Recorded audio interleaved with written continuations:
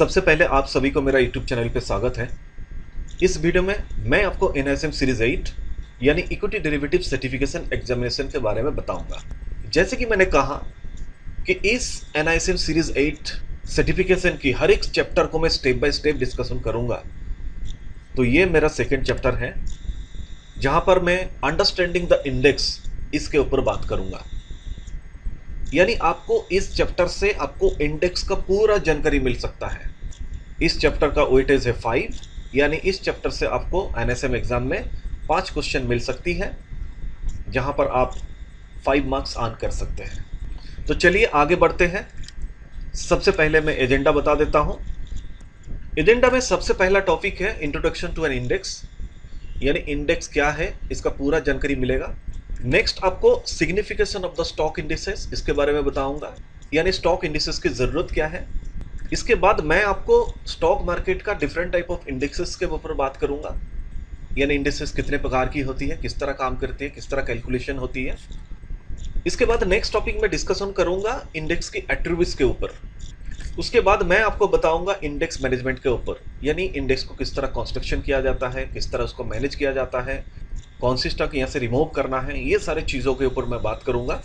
उसके बाद मैं आपको बताऊंगा इंडिया का जो सबसे इंपॉर्टेंट इंडिसेस है, मेजर इंडिसेस है, उसके बारे में बताऊंगा, उसका एग्जाम्पल भी दूंगा। और आखिर में इंडिसेस किस तरह यूज होती है, उसका एप्लीकेशन क्या है, उस चीज़ के ऊपर मैं बात करने वाला।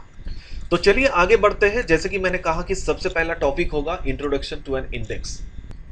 तो सवाल है इंडेक्स क्या है, यह सवाल आपके मन में हो सकता है। तो चलिए मैं आपको समझाने की कोशिश करता हूं। देखिए एक आसान एग्जांपल लेते हैं। मान लीजिए आपको कपड़ा खरीदना है। अब आपका दिमाग में चलेगा कि कहां पर जाके कपड़ा खरीदना है। आपके सामने बहुत सारे मार्केट हो सकता है। आपको एक ऐसी मार्केट पता है जहां पर कपड़ा बहुत ही सस्ते में मिलता है। आपको एक ऐसी मार्केट पता है जहां पर कपड़ा बहुत ही कॉस्टली होती है, और एक ऐसी मार्केट पता है जहां पर कपड़ा का क्वालिटी बहुत ही अच्छी होती है। अब किधर जाएंगे? अब कौन सी मार्केट में कपड़े का क्वालिटी अच्छी है, कौन सी मार्केट में कपड़ा का प्राइस कम है या फिर ज़्यादा है, ये किस तरह डिसाइड करते हैं? कुछ तो सोचते, कुछ तो पैरामीटर के बारे में सोचते हैं। ये आपका एक्सपीरियंस के आधार पे या फिर नॉलेज के आधार पे आप डिसाइड करते हैं। तो इस तरह आप डिसाइड करते हैं उस मार्केट में आपको जाना चाहिए या नहीं जाना चाहिए। तो ये जो पैरामीटर है जिसके आधार पे आप डिसाइड कर रहे हैं, यही एक इंडेक्स है। उसी तरह जब आप स्टॉक मार्केट में काम करेंगे, आपको मार्केट का नॉलेज रखना पड़ेगा। मार्केट की मूवमेंट किस तरह हो रही है, क्या मार्केट की मूवमेंट अपवर्ड हो रही है, ऊपर तरफ जा रही है या नीचे तरफ आ रही है। ये सब पता करने के लिए मार्केट का जो इंडेक्स होती है उसके बारे में आपको जानकारी लेना पड़ेगा। जैसे कि आप लोग जानते हैं कि इंडिया का 2 ही लीडिंग स्टॉक एक्सचेंज है, एक है एनएससी नेशनल स्टॉक एक्सचेंज और एक है बॉम्बे स्टॉक एक्सचेंज। अगर आप एनएससी मार्केट में काम करना चाहते हैं तो एनएससी का इंडेक्स के बारे में पता करना होगा। अगर बीएससी मार्केट में काम करना चाहते हैं तो बीएससी का जो इंडेक्सेस है उसके बारे में पता करना होगा, तभी आप एनएससी बीएससी मार्केट में काम कर सकते हैं। क्योंकि उसी इंडेक्स में से आपको पता चलता है कि मार्केट की मूवमेंट कैसी है। अगर इंडेक्स की प्राइस अगर इंक्रीज हो रही है इसका मतलब मार्केट अच्छी है। अगर इंडेक्स का प्राइस अगर डिक्रीज हो रही है तो इसका मतलब मार्केट खराब है। तो इंडेक्स एक ऐसा स्टैटिस्टिकल इंडिकेटर है जिसके द्वारा एक किसी भी जगह का या फिर एक पर्टिकुलर पोर्शन उसका जो इकोनॉमिकल चेंजेस है उसके बारे में पता लगा सकते हैं। फाइनेंशियल मार्केट का जो इंडेक्स होता है जिसके द्वारा एक फाइनेंशियल मार्केट का या फिर मार्केट का एक छोटा सा पोर्शन का उसका जो सिक्योरिटीज़ है उसका पोर्टफोलियो के बारे में पता कर सकते हैं, जो किस तरह मूवमेंट हो रही है। देखिए इंडेक्स कैलकुलेशन का बहुत सारे प्रोसेस है, बहुत सारे मेथोडोलॉजी है। एक एक इंडेक्स एक एक प्रोसेस फॉलो किया जाता है, एक एक मेथोडोलॉजी यूज किया जाता है। कोई भी इंडेक्स बनाने के लिए कोई पर्टिकुलर मेथोडोलॉजी नहीं है, बहुत सारे मेथोडोलॉजी है जो जैसे बनाना चाहते हैं तो बना सकते हैं, लेकिन उसका एक बेस वैल्यू होता है जिसके आधार पे इंडेक्स को हम लोग डिसाइड करते हैं कि मार्केट कैसी है। अब वो बेस वैल्यू कल का प्राइस हो सकता है, यानी कल के प्राइस के तुलना में आज की प्राइस कैसी है, ऊपर या नीचे है, या फिर लास्ट मंथ का प्राइस हो सकता है, या फिर लास्ट कुछ महीने का प्राइस हो सकता है, जिसके आधार पे डिसाइड करते हैं कि उस दिन के हिसाब से आज की मार्केट कैसी है, या फिर लास्ट ईयर का या फिर कई सालों का उसके साथ कंपेयर कर सकते हैं कि उस समय मार्केट कैसी थी और आज के दिन में मार्केट कैसी है। इसी प्रकार से हम लोग पता लगा सकते हैं कि मार्केट अच्छी है या अच्छी नहीं है। तो जैसे कि मैंने कहा कि इंडिया का जो सबसे दो बड़ी लीडिंग एक्सचेंज है, एक एनएससी और एक बीएससी। तो चलिए एनएससी का क्या क्या इंडेक्सेस होता है और बीएससी का कौन सी इंडिसेस होती है, तो उस चीज़ के बारे में एक झलक देख लेते हैं। तो सबसे पहले मैं आपको बीएससी का जो इंडिसेस है वो मैं दिखाने वाला हूँ। जैसे कि यहाँ पे आप देख सकते हैं इंडिसेस अंडर बीएससी, आप यहाँ पर देख सकते हैं। और भी बहुत सारे इंडेक्स है बीएससी का, लेकिन सबसे ज़्यादा जो इम्पोर्टेंट इंडेक्स है वो है कि एस&पी बीएससी सेंसेक्स। इन शॉर्ट हम इसको सेंसेक्स भी कह सकते हैं। आज के दिन का जो प्राइस है सेंसेक्स का देखिए 85,571.85 रुपीज़ चल रही है, जो कल के तुलना में 264.27 रुपीज़ कम है, यानी डाउन चल रही है।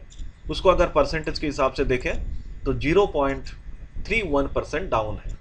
ये एक ही दिन का कंपैरिजन है, जो प्रीवियस डे यानी कल के तुलना में आज की प्राइस किस तरह है। तो ये देख के पता कर सकते हैं कि कल के तुलना में आज मार्केट थोड़ा सा डाउन है।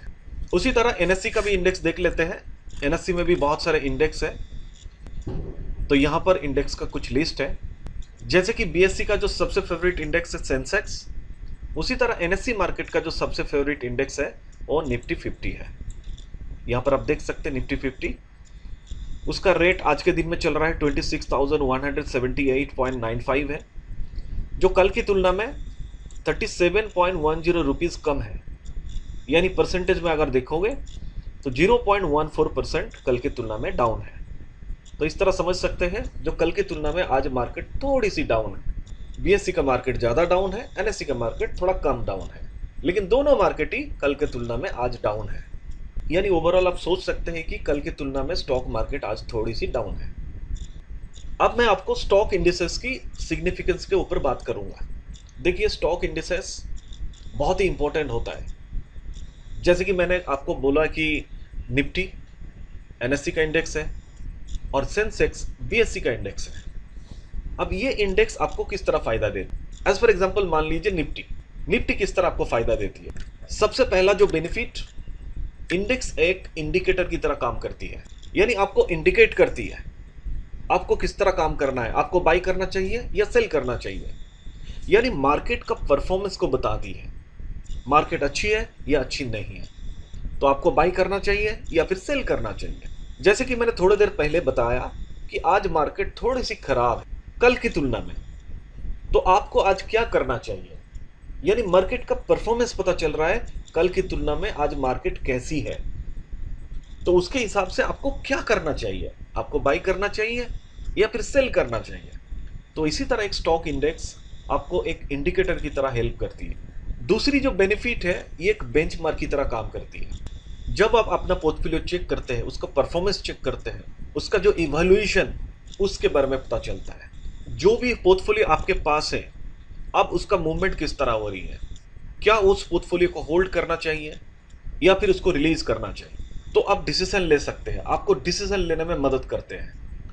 तो स्टॉक इंडिसेस आपको डिसीजन लेने में मदद करती है। और आखिरी जो इंपॉर्टेंट पॉइंट्स है, ये एक अंडरलाइंग एसेट की तरह काम करती है। जैसे कि मैंने कहा कि निफ्टी में बहुत सारे लोग काम करते हैं। अब निफ्टी क्या है? निफ्टी एक इंडेक्स है। इस निफ्टी को भी आप चाहे तो बाई भी कर सकते हैं, सेल भी कर सकते हैं, यह आपकी मर्जी है। लेकिन निफ्टी कोई स्टॉक नहीं है, इसको बनाया गया है, ये एक इंडेक्स है। किस तरह बनाया गया है, इसका एक इंपॉर्टेंट मेथोडोलॉजी है। इसके अंदर 50 कंपनी का स्टॉक्स है। उस 50 कंपनी का स्टॉक के आधार पे ये इंडेक्स बनाई गई है। उस 50 कंपनी का जिस तरह मूवमेंट होती है, तो निफ्टी का भी उस तरह मूवमेंट होती है। यानी एक स्टॉक इंडेक्स एक अंडरलाइंग एसेट की तरह काम करती है। इसको आप खरीद भी सकते हैं, आप चाहे तो इसको बेच भी सकते हैं। आशा करता हूँ स्टॉक इंडेक्स का जो सिग्निफिकेंस है ये आपको समझ में आया। अब मैं आपको स्टॉक मार्केट का डिफरेंट टाइप ऑफ इंडेक्स के बारे में बताऊंगा। यानी स्टॉक मार्केट का इंडेक्स कितने टाइप के होते हैं। देखिए मैं आपको एकदम क्लियरली बता देता हूँ, स्टॉक मार्केट का जो इंडेक्स है वो 4 टाइप के होते हैं। सबसे पहला इंडेक्स है मार्केट कैपिटलाइजेशन वेटेड इंडेक्स। दूसरा index free float market capitalisation index. तीसरा इंडेक्स प्राइस वेटेड इंडेक्स। और last index equal weighted index. तो यही 4 टाइप के स्टॉक मार्केट का इंडेक्स है। अब ये इंडेक्स को मैं एक एक करके बताऊंगा। सबसे पहले मैं बात करूंगा मार्केट कैपिटलाइजेशन वेटेड इंडेक्स। देखिए नाम से ही पता चलता है ये इंडेक्स मार्केट कैपिटलाइजेशन के ऊपर बेस करके बनाई जाती है। इस इंडेक्स का दूसरा नाम भी है, इसको हम लोग कैप वेटेड इंडेक्स भी कह सकते हैं, मार्केट वैल्यू वेटेड इंडेक्स भी कह सकते हैं।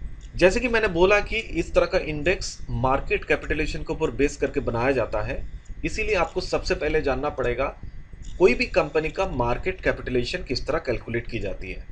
उसके लिए एक आसान फॉर्मूला है, यहाँ पर आप देख सकते हैं। मार्केट कैपिटलाइजेशन का मतलब है कंपनी के जो शेयर प्राइस है उसके साथ टोटल आउटस्टैंडिंग शेयर जो कंपनी की है उसको मल्टीप्लाई कर देते हैं और मार्केट कैपिटलाइजेशन निकल जाते हैं, और इसी तरह मार्केट कैपिटलाइजेशन कैलकुलेट किया जाता है। तो यहाँ पर मैं मार्केट कैपिटलाइजेशन कैलकुलेशन का फॉर्मूला दिखा रहा हूँ। मार्केट कैपिटलाइजेशन का मतलब है share price into total outstanding share, यानी कंपनी के जितने भी टोटल आउटस्टैंडिंग शेयर्स है उसके साथ शेयर्स की जो प्राइस है उससे मल्टीप्लाई करते हैं तो मार्केट का कैपिटलाइजेशन कैलकुलेट हो जाता है। तो इसी तरह जितने भी कंपनी एक इंडेक्स में होती है सबका अलग अलग से कैलकुलेट की जाती है। अब आप पूछ सकते हैं कि टोटल आउटस्टैंडिंग शेयर्स क्या होता है। देखिए आउटस्टैंडिंग शेयर्स वही होते हैं जो शेयर होल्डर के पास होते हैं। शेयर होल्डर्स में इसमें आप इंस्टीट्यूशनल इन्वेस्टर को पकड़ सकते हैं, रिटेल इन्वेस्टर यानी आम पब्लिक को भी ले सकते हैं, HNI कस्टमर जो शेयर खरीद के रखते हैं वो भी होता है, और कुछ रिस्ट्रिक्टेड शेयर्स होती है जो कंपनी के इनसाइडर्स और ऑफिसर्स के पास रहती है। ये सारे के सारे शेयर्स को एक ही साथ में टोटल आउटस्टैंडिंग शेयर्स कहा जाता है। इसका दूसरा डेफिनेशन भी है, मैं आपको बता सकता हूँ। जहाँ पर कोई भी कंपनी का जितना भी शेयर्स इशू होती है उसमें से कंपनी के जो ट्रेजरी में जो शेयर्स होती है उसको माइनस कर दीजिए, बाकी जितना शेयर्स रहते हैं उसको हम लोग टोटल आउटस्टैंडिंग शेयर कहते हैं। टोटल आउटस्टैंडिंग शेयर्स को उसी शेयर्स का प्राइस से मल्टीप्लाई कर देंगे तो उस कंपनी का मार्केट कैपिटलाइजेशन कैलकुलेट हो जाती है। तो इस तरह का इंडेक्स किस तरह कैलकुलेट की जाती है, किस तरह वेट दिया जाता है, एक एग्जांपल लेके समझने की कोशिश करते हैं। तो यहाँ पर एक टेबल है, इस टेबल में आप देख सकते हैं यहाँ पर 4 कंपनी है, company A, company B, company C and company D. सभी कंपनी का जो करंट मार्केट शेयर प्राइस है वो अलग अलग है। ए कंपनी का शेयर प्राइस 50 रुपये में बिक रहा है, बी कंपनी का शेयर प्राइस 100 रुपये में, सी कंपनी का शेयर प्राइस 250 रुपये में, और डी कंपनी का शेयर प्राइस 150 रुपया है। कंपनी के पास जितने भी आउटस्टैंडिंग शेयर्स है, ए कंपनी के पास 5 लाख का आउटस्टैंडिंग शेयर्स है, बी कंपनी के पास 1 लाख, सी कंपनी के पास 50,000 और डी कंपनी के पास 1,50,000 आउटस्टैंडिंग शेयर्स है। जैसे कि मैंने कहा कि शेयर प्राइस के साथ आउटस्टैंडिंग शेयर्स को मल्टीप्लाई कर दीजिए तो मार्केट कैपिटलाइजेशन निकल जाएगी। तो ए कंपनी का अगर मार्केट कैपिटलाइजेशन कैलकुलेट करें तो यहाँ पर शेयर प्राइस 50, उसके साथ टोटल आउटस्टैंडिंग शेयर्स 5 लाख अगर मल्टीप्लाई करते हैं तो 2,50,00,000 रुपया होती है ए कंपनी की मार्केट कैपिटलाइजेशन। उसी तरह बी कंपनी का अगर कैलकुलेट करते हैं तो बी कंपनी का जो मार्केट कैपिटलाइजेशन है वो 1 करोड़ है, सी कंपनी का मार्केट कैपिटलाइजेशन 1,25,00,000 है, और डी कंपनी का जो मार्केट कैपिटलाइजेशन है 2,25,00,000। यानी टोटल मार्केट जो कैपिटलाइजेशन है इन चारों कंपनी का वो है 7 करोड़। अब सवाल है 7 करोड़ में से ए कंपनी का मार्केट कैपिटलाइजेशन कितनी है, तो उसको अगर परसेंटेज में कैलकुलेट करें तो वही होता है वेटेज। यानी 2,50,00,000 को 7 लाख से डिवाइड करके अगर 100 से मल्टीप्लाई कर देते हैं तो 36 रिजल्ट आती है।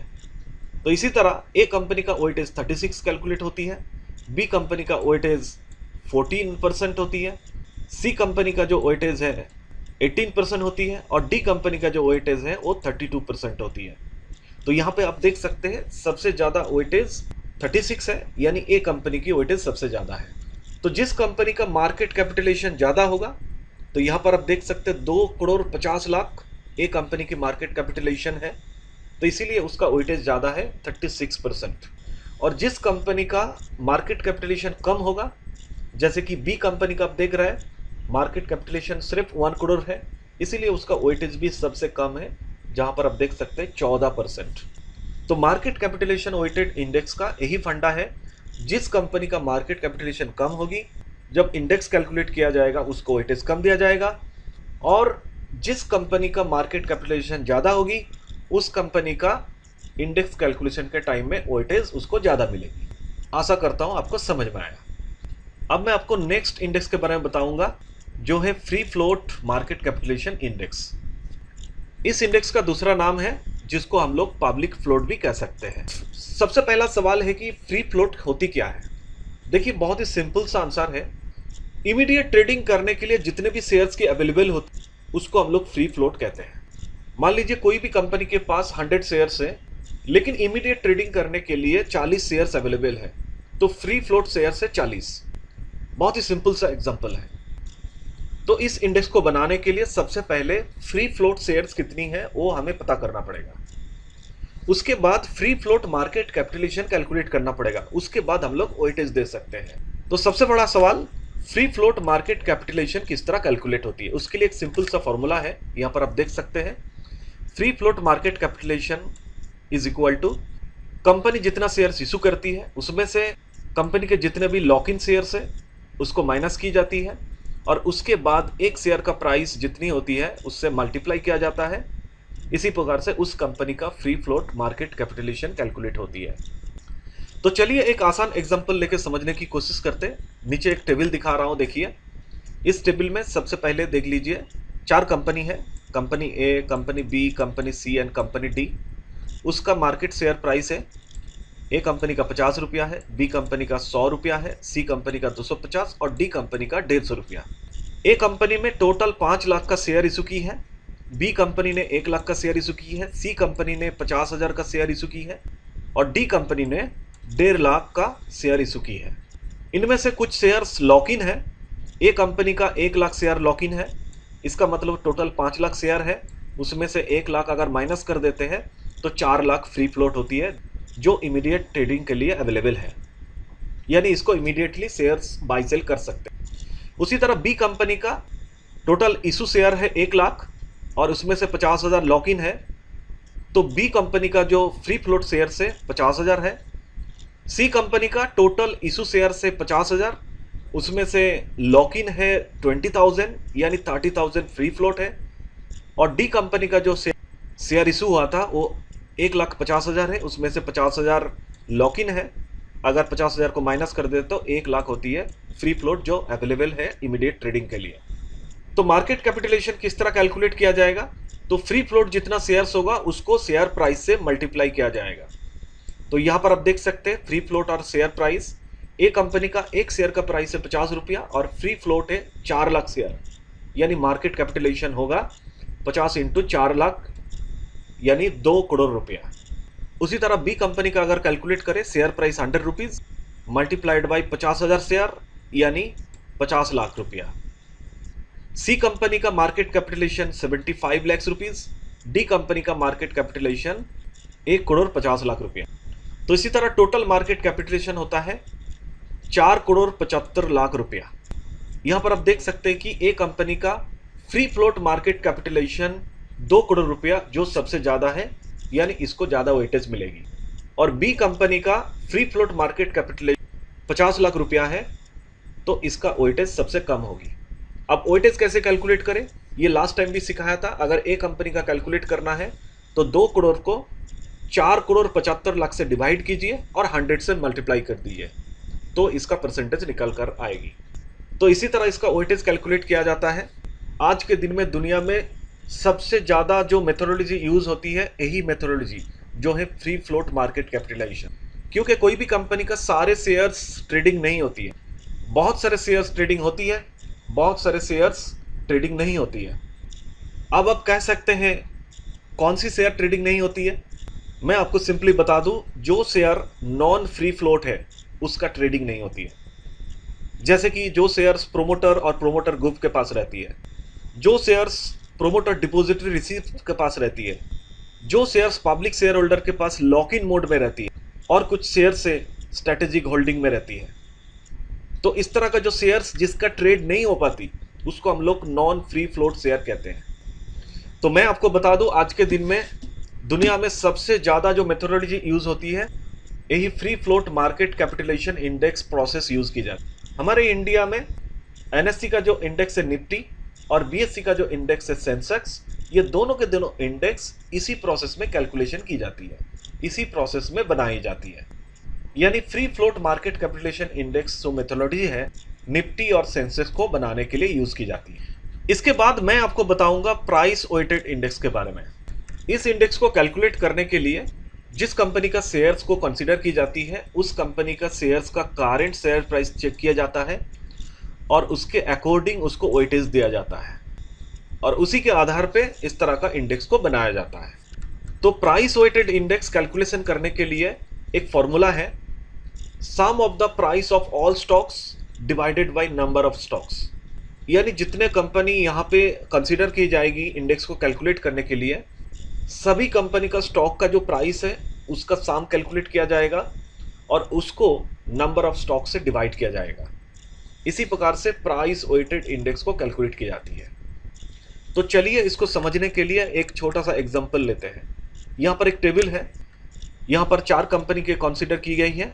कंपनी ए जिसका शेयर प्राइस है 50 रुपया, कंपनी बी जिसका करंट शेयर प्राइस है 100 रुपया, कंपनी सी जिसका एक शेयर का प्राइस है 250 रुपया और कंपनी डी जिसका शेयर प्राइस है 150 रुपया। जैसे कि मैंने फॉर्मूला में कहा कि sum of the price of all stocks, तो ये ही 4 कंपनी का जो शेयर प्राइस है टोटल कर लेते हैं। इसको अगर टोटल करते हैं टोटल होती है 550 रुपया। और यहाँ पर आप देख सकते हैं कितने कंपनी है, A B C D, total 4 ही कंपनी है। तो नंबर ऑफ स्टॉक्स जो कंपनीज हैं वो 4 है, तो 4 से डिवाइड करेंगे तो 550 डिवाइडेड बाई 4 यानी प्राइस इंडेक्स होगी 137.5। इसी प्रकार से प्राइस इंडेक्स को कैलकुलेट की जाती है। तो यहाँ पर आप देख सकते हैं जिस कंपनी का शेयर प्राइस ज़्यादा होगा उसको ज़्यादा से ज़्यादा वेटेज मिलेगी और जिस कंपनी का शेयर प्राइस कम होगा उसको कम वेटेज मिलेगी। अब मैं आपको इक्वल वेटेड इंडेक्स के ऊपर बताऊंगा। इस तरह की इंडेक्स बनाने के लिए जो भी कंपनी का स्टॉक को कंसीडर किया जाता है तो उस कंपनी का जो नंबर ऑफ शेयर्स है उसको एडजस्ट करके इक्वल वेटेज दिया जाता है। जैसे कि आप लोगों को पता है सभी कंपनी का शेयर प्राइस सेम नहीं होता है, सभी कंपनी का वेटेज सेम नहीं होता है, लेकिन यहाँ पर इस तरह कैलकुलेट की जाती है, इस तरह स्टॉक को एडजस्ट की जाती है जहाँ पर वेटेज सबका सेम हो। तो इस तरह का इंडेक्स कैलकुलेशन करने के लिए जो फॉर्मूला है, इस इंडेक्स में सभी स्टॉक का वेटेज सेम दिया जाता है। इसको समझने के लिए एक छोटा सा एग्जांपल ले लेते हैं। यहाँ पर एक टेबल डिस्प्ले हो रहा है जहाँ पर उसी तरह आप देख सकते हैं कि 4 कंपनी है। कंपनी ए जिसका शेयर प्राइस है 50 रुपया, कंपनी बी जिसका शेयर प्राइस है 100 रुपया, कंपनी सी जिसका शेयर प्राइस है 250 रुपया और कंपनी डी जिसका शेयर प्राइस है 150 रुपया। सभी कंपनी का शेयर प्राइस अलग अलग है, किसी का 50, किसी का 100, किसी का 250, किसी का 150। यहाँ पर टोटल 4 कंपनी है। अगर वेटेज सबको समान देना है तो 100/4 कर दिया, इसीलिए यानी 25% है। तो ए कंपनी को भी वेटेज 25% देंगे, बी कंपनी को भी वेटेज 25% देंगे, सी कंपनी को भी वेटेज 25% देंगे और डी कंपनी को भी 25% देंगे। तो अगर 50 रुपया शेयर प्राइस है उसका अगर 25% कंसिडर किया जाता है तो वेटेड प्राइस आएगा 12 रुपया 50 पैसा। उसी तरह बी कंपनी का शेयर प्राइस 100 रुपया है, 25% अगर वेटेज देती है तो यहाँ पर वेटेड प्राइस आएगी 25 रुपया। उसी तरह 250 का 25% 62.50 है और 150 रुपया का 25% 37.50 है। अब इन सारे वेटेड प्राइस को अगर ऐड कर लेते हैं तो कैलकुलेशन करके आती है 137.50। इसी को हम लोग इक्वल वेटेड इंडेक्स कह सकते हैं। अगर स्टॉक प्राइस का मूवमेंट हुआ तो ऑटोमेटिकली वेटेड प्राइस का भी मूवमेंट हो जाएगा। मान लीजिए एज पर एग्जांपल ए कंपनी का शेयर प्राइस था 50 रुपया, अब वो 100 रुपया हो गया, तो 25% उसका जैसे आप कैलकुलेट करेंगे तो यहाँ पे 12 रुपया 50 पैसे की जगह में 25 रुपया आ जाएगी। तो जिस कंपनी का शेयर प्राइस इंक्रीज होती है उसका ऑटोमेटिकली वेटेड प्राइस बढ़ जाती है और जिस कंपनी का शेयर प्राइस कम हो जाती है, डिक्रीज हो जाती है, तो ऑटोमेटिकली उसका वेटेड प्राइस भी कम हो जाता है। तो आशा करता हूँ स्टॉक मार्केट का जो डिफरेंट टाइप ऑफ इंडेक्स है वो आपको समझ में आया। अब मैं आपको इंडेक्स का एट्रीब्यूट्स के ऊपर बताऊंगा। देखिए मार्केट में तो बहुत सारे इंडेक्स है, अब कौन सी इंडेक्स सही है, कौन सी इंडेक्स अच्छी है और कौन सी इंडेक्स आपके लिए अच्छी नहीं है। हर कोई एक्सचेंज चाहती है कि उसका इंडेक्स सही हो, उसका इंडेक्स परफेक्ट हो, सारे पैरामीटर फॉलो करे। देखिए कोई भी इंडेक्स बनाने के लिए उस इंडेक्स रिलेटेड कुछ एट्रीब्यूट्स होती है, उस एट्रीब्यूट्स को बढ़िया तरीका से कंसीडर की जाती है, उसको ध्यान में रखा जाता है ताकि वो इंडेक्स बहुत ही अच्छे से बने, एक गुड मार्केट इंडेक्स बने। अब कौन सी चीज़ के ऊपर ध्यान रखते हुए इंडेक्स को बनाया जाता है? सबसे पहले इंडेक्स को इस तरह बनाया जाता है कि इंडेक्स देखते ही उस मार्केट का बिहेवियर के बारे में पता चले। जैसे कि एज पर एग्जांपल मान लीजिए मैं निफ्टी के ऊपर बात करता हूं। निफ्टी एक एनएससी मार्केट की इंडेक्स है और सबसे बेस्ट, सबसे फेवरेट इंडेक्स है। अब निफ्टी जैसे ही हम लोग देखते हैं कि निफ्टी ग्रो कर रही है, ऊपर तरफ इंक्रीज हो रही है, इसका मतलब है एनएससी मार्केट का बिहेवियर पता चल रहा है। एनएससी मार्केट में जितने भी लगभग कंपनीज है वो अच्छा परफॉर्म कर रही है, जिसके वजह से निफ्टी का रेट भी ऊपर तरफ जा रही है। आप लोग जानते हैं निफ्टी में 50 कंपनी होती है। 50 कंपनी में ज़्यादातर कंपनी का ग्रोथ हो रही है, ज़्यादातर कंपनी का शेयर प्राइस इंक्रीज कर रही है, जिसके वजह से निफ्टी ग्रो कर रही है। और ये 50 कंपनी कहाँ से ली जाती है? एनएससी मार्केट में 2200 से भी ज़्यादा स्टॉक्स लिस्टेड, तो उसमें से वो 50 कंपनी को चूज की जाती है जिसके थ्रू मार्केट का बिहेवियर पता चले। और उसका एक बढ़िया तरीका से एक मेथोडोलॉजी यूज़ की जाती है इंडेक्स को बनाने के लिए, free float market capitalisation index. यानी उसी 50 कंपनी रिप्रेजेंट करती है होल मार्केट को, और निफ्टी उसी 50 कंपनी या फिर होल्ड मार्केट को रिप्रेजेंट करती है। निफ्टी से पता चलती है कि मार्केट की होल बिहेवियर कैसी है, क्या मार्केट अच्छी है या अच्छी नहीं है। अब सेकंड पॉइंट, जब इंडेक्स को बनाया जाता है कोई इंडिपेंडेंट थर्ड पार्टी के द्वारा बनाया जाता है। अगर इस तरह बनाया जाता है तो इंडेक्स कभी भी मार्केट पार्टिसिपेंट्स के द्वारा इन्फ्लुएंस नहीं होती, क्योंकि थर्ड पार्टी बना रहे हैं और वो इंडिपेंडेंट है। वो अपना मेथोडोलॉजी यूज़ करते हैं, इंडेक्स को कैलकुलेट करते हैं, कंप्यूट करते हैं और उसको मेंटेन भी करते हैं। और ये मार्केट का बंदा नहीं है, इसीलिए मार्केट के साथ कोई लेना देना नहीं है, तो ये किसी भी तरह मार्केट को मैनिपुलेट भी नहीं कर सकती। और लास्ट इंपॉर्टेंट पॉइंट, एक इंडेक्स सही तभी होती है जब उसको प्रोफेशनली मैनेज की जाती है, मेंटेन की जाती है। यानी कौन सी स्टॉक को चूज किया जाएगा इंडेक्स को बनाने के लिए, उसको मेंटेन कैसे किया जाएगा, उसका कंस्ट्रक्शन किस तरह किया जाएगा, कौन से स्टॉक को ऐड किया जाएगा, कौन से स्टॉक को रिमूव किया जाएगा, मार्केट की मूवमेंट को किस तरह नजर रखेगा, ये सारे प्रोफेशनली करना चाहिए। तभी एक इंडेक्स को हम लोग गुड मार्केट इंडेक्स कहेंगे। अब मैं आपको इंपैक्ट कॉस्ट के ऊपर बताऊंगा। देखिए, impact cost liquidity of securities को मेजर्स करती है। इंपैक्ट कॉस्ट यानी ऐसा एक कॉस्ट है किसी भी चीज के इंपैक्ट के वजह से आपको पे करना पड़ रहा है। इस तरह का जो कॉस्टिंग होती है, जब कोई मार्केट में बड़ा इन्वेस्टर आती है और आने के बाद वो बड़ा ऑर्डर प्लेस कर, उसमें मार्केट का डिमांड और सप्लाई में बहुत बड़ा चेंजेस हो जाता है, जिसके लिए आपको एक्स्ट्रा पैसा पे करना पड़ता है। उसको हम लोग इंपैक्ट कॉस्ट कहते हैं। एक छोटा सा एग्जांपल लेते हैं। मान लीजिए कोई भी एक कंपनी का शेयर प्राइस अभी 50 रुपये में बिक रही है। ये करंट मार्केट प्राइस है, यानी स्पॉट प्राइस है। अब अचानक एक बड़ा इन्वेस्टर आया और एक बहुत बड़ा ऑर्डर प्लेस कर दिया बाई करने का। मान लीजिए उसको 1 मिलियन शेयर उसी कंपनी का खरीदना है। तो मार्केट में जैसे ही बड़ा ऑर्डर लगेगी तो तुरंत मार्केट का डिमांड बढ़ जाएगा, यानी लोग ज़्यादा से ज़्यादा प्राइस में उसको बेचना स्टार्ट कर देगा। अब मान लीजिए 50 का जो प्राइस चल रही थी, अब वो इंक्रीज हो गया, अभी उसका प्राइस हो गया 56 रुपया, यानी 50 का शेयर्स 56 में बिक रही है। डिफरेंस कितना हुआ? 6 रुपया का डिफरेंस हुआ। ये जो 6 रुपया एक्स्ट्रा आपको पेमेंट करना पड़ रहा है, इसका मेन रीजन है कि मार्केट का इम्पैक्ट क्या है? एक इन्वेस्टर आया, बड़ा ऑर्डर डाला और उसके वजह से आपको 6 रुपया एक्स्ट्रा पे करना पड़ रहा है। तो ये 6 रुपया है, इसी को हम लोग इम्पैक्ट कॉस्ट कहते हैं। यहाँ पर जो 50 रुपया है, इसको हम लोग आइडियल प्राइस कहते हैं। तो ये तक बहुत ही सिंपल सा एग्जांपल है। तो चलिए इम्पैक्ट कॉस्ट किस तरह कैलकुलेट की जाती है उसके बारे में बात करते हैं। सबसे पहले आइडियल प्राइस कैलकुलेट की जाती है।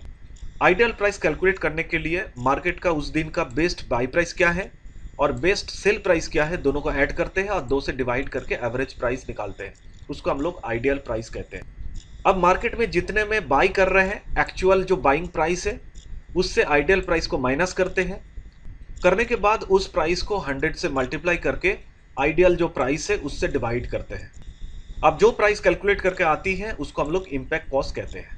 वो परसेंटेज में आएगा, तो इम्पैक्ट कॉस्ट कितना परसेंट है, तो इसी प्रकार से वो हम बता सकते हैं। अब मैं आपको इंडेक्स मैनेजमेंट के ऊपर बताऊंगा, यानी इंडेक्स किस तरह बनाई जाती है, उसको किस तरह प्रोफेशनली मेंटेन की जाती है और उसको रिव्यू किस तरह की जाती है। तो चलिए स्टेप बाय स्टेप बात करते हैं। तो चलिए सभी steps step by step discuss करेंगे। सबसे पहला जो स्टेप्स है, इंडेक्स कंस्ट्रक्शन। जब इंडेक्स को कंस्ट्रक्शन की जाती है, सबसे पहले हम लोग ध्यान रखते हैं कि कौन सी स्टॉक लेनी है। देखिए एक्सचेंज में तो बहुत सारे स्टॉक लिस्टेड हैं। अब इंडेक्स बनाने के लिए सारे लिस्टेड स्टॉक में से कौन सी स्टॉक को लेना है, उसका एक प्रॉपर डाइवर्सिफिकेशन होना चाहिए। कोई एक पर्टिकुलर सेगमेंट से स्टॉक को चूज नहीं करना चाहिए, अलग अलग सेगमेंट से स्टॉक को चूज करना चाहिए। और उसके बाद इंडेक्स को कैलकुलेशन करने के लिए कौन सी मेथोडोलॉजी यूज की जाएगी, उसका भी डिसीजन लेना पड़ेगा। थोड़ी देर पहले मैंने आपको 4 तरह का मेथोडोलॉजी के बारे में बताया, उसमें से कोई भी मेथोडोलॉजी यूज की जा सकती है इंडेक्स को बनाने के लिए।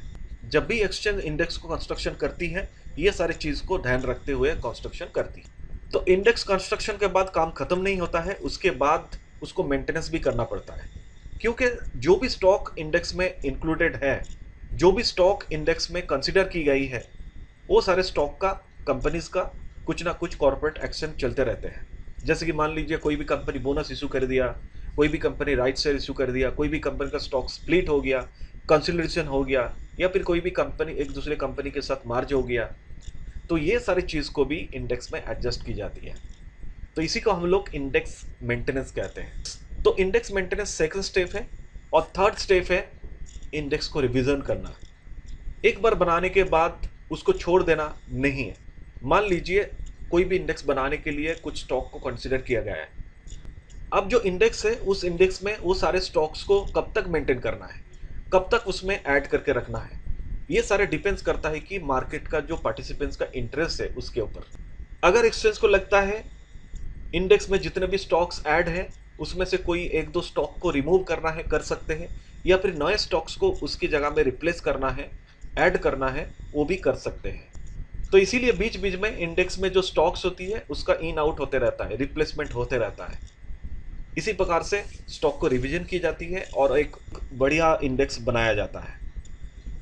इस पेज में मैं आपको इंडिया का जो सबसे मेजर इंडिसेस है उसका लिस्ट में डिस्प्ले कर रहा हूं। यहाँ पर आप देख सकते हैं कि बीएससी का जो सबसे पॉपुलर इंडेक्स है सेंसेक्स, उसके बाद और एक इंडेक्स है बीएससी का Sensex next 50, BSc 100, BSc 200, BSc 500, ये सारे भी इंडेक्स है।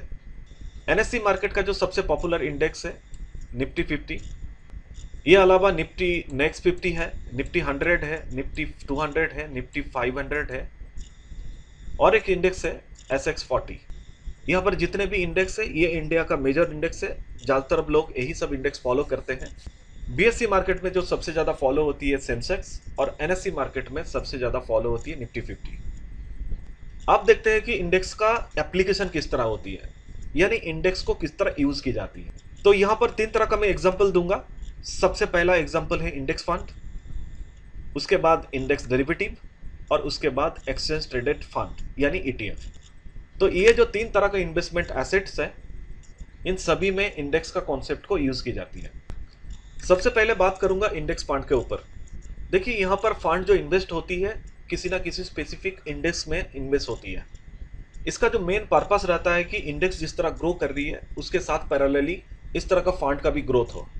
यहाँ पर एक स्टेबल रिटर्न आने की संभावना है। इंडेक्स का जिस तरह की रिटर्न होती है उसके प्रोपोर्शनेटली इस तरह का फंड यानी इंडेक्स फंड का भी रिटर्न होती है। दूसरा जो इंडेक्स का एप्लीकेशन है इंडेक्स डेरिवेटिव।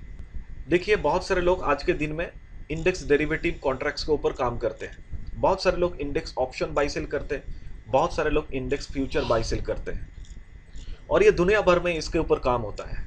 और बहुत सारे लोग अपना रिस्क को कम करने के लिए इंडेक्स डेरिवेटिव के ऊपर हेज भी करते हैं। और आखिरी जो एप्लीकेशन है एक्सचेंज ट्रेडेड फंड यानी एटीएफ, ये भी एक म्यूचुअल फंड की तरह है, लेकिन इस तरह का फंड एक्सचेंज में ट्रेड होता है। इसको बाई भी किया जाता है, सेल भी किया जाता है। आप चाहे तो इसमें इंट्राडे ट्रांजैक्शन भी कर सकते हैं। आशा करता हूँ मेरा ये वीडियो आपको अच्छा लगा। अगर अच्छा लगा तो मेरा यूट्यूब चैनल को सब्सक्राइब कर दीजिए और बेल आइकन को जरूर दबा दीजिए ताकि आपको नेक्स्ट वीडियो का नोटिफिकेशन मिले। आप चाहे तो कमेंट लिख सकते हैं, शेयर्स कर सकते हैं, आप चाहे तो लाइक्स भी कर सकते हैं। तो स्टे हेल्दी, बी हैप्पी। जब भी आप निवेश करें सोच कर समझ कर निवेश कीजिए।